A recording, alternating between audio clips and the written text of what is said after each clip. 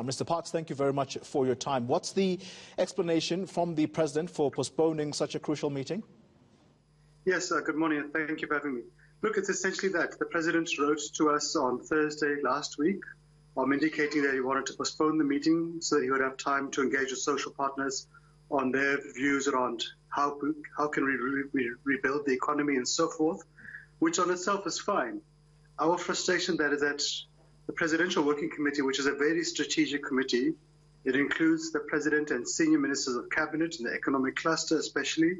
It includes the top leadership of business and trade unions in the country, and really has looked at measures and interventions to unblock economic challenges, to create jobs, to grow the economy and so forth. It normally meets once a month. It was set up last year to make sure the Job Summit Agreement was implemented. But in fact, we have not met now since February or since March. It's been 5 months. There's been repeated postponements by government. And when we're in the worst economic crisis in living memory, when you have 40% unemployment and rising, when the economy is in a deep recession, it's on its knees, we would actually expect us to be meeting more than once a month. We should be meeting fortnightly. But the fact that we have not met for 5 months is a crisis, because we really need right now to have a social compact between government, business and labor. We need to be driving interventions in the economy, finding ways to stop job losses, to create jobs, to provide relief to the poor. And the fact that we're postponing it once again, to us, indicates government is dragging its feet, is not treating this crisis with the urgency that it requires. And that's the question I wanted to come to next, Matthew Parks, to say the postponement of this meeting, is it, in your eyes as Cosatu, an indicator of the seriousness or lack thereof from the part of the President, or is there too much on his plate at the moment, having to deal with multiple crises? Just this weekend, the party, we understand, could not come together in as far as trying to deal with corruption, for example, in that NEC. Certain proposals of a specific committee that would deal with this pandemic of corruption in our country, it was simply shot down.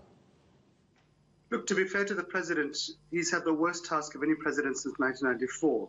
He's having to save lives in the face of a terrible pandemic. He's also having to save jobs in the face of the worst economic crisis. So that's an unenviable task. He's done well on many fronts. We appreciate and we respect his emphasis on social dialogue, consultation, etc. But also we need to move with faster speed. We simply cannot afford to be over-consulting, taking too long on many issues. We are, as Cosatu, we're available 24/7. We need to get things moving. We have to have government and business and labor singing from the same page. We appreciate that the President doesn't lead a united party, that there are many people in the state who are deeply implicated in looting. But again, he needs to show a little bit of decisiveness. We need to see some people being thrown in prison for corruption and for other illegal activities.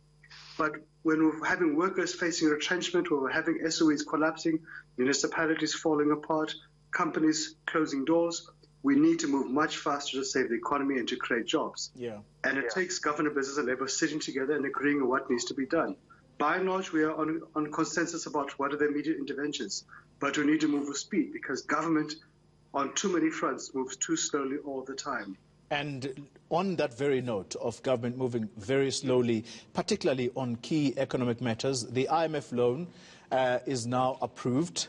The SACP shooting down the very idea of actually bringing this loan, saying that it was actually not needed. I know that you also hold the same position, but the fact of the matter is that the loan has been approved, and there doesn't seem to be any indication from government, at least, Matthew Parks, that they are going to send this loan back.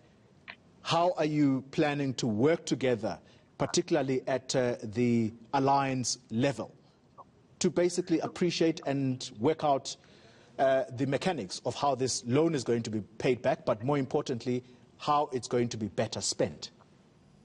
Sure. Look, historically, Cosatu never really wanted to see South Africa go to the IMF for many reasons. We feel the IMF historically has been a burden to many African countries. But we had extensive engagement with the President at the Alliance Political Council, where he explained the need to go to the IMF to tap into additional funding. They explained the conditions to us, the interest that is being charged. So we took a principled position that we need to attract any additional resources we can right now, because government is facing a massive fiscal crisis. Huge amounts of tax revenue have been lost. We need to get extra money into the state to fight the pandemic, but also to the economy to fight unemployment. So we accepted that. And our position was that as long as the conditions are not onerous and will not undermine our sovereignty, but we also don't want to see ourselves becoming too overtly indebted, both domestically and to foreign lenders. So we need for us to deal with the issue of corruption, wasteful expenditure, which consumes about 10% of our budget every year. But also we need to stimulate the economy so that companies can remain open, we can avoid retrenchments, and then therefore tax revenues will continue to come in, and hopefully as the economy is stimulated to grow, tax revenues can increase and we can pay down the debt levels. All right. Thank you very much for your time and indeed your availability this morning. Matthew Parks, Cosatu's Parliamentary Coordinator.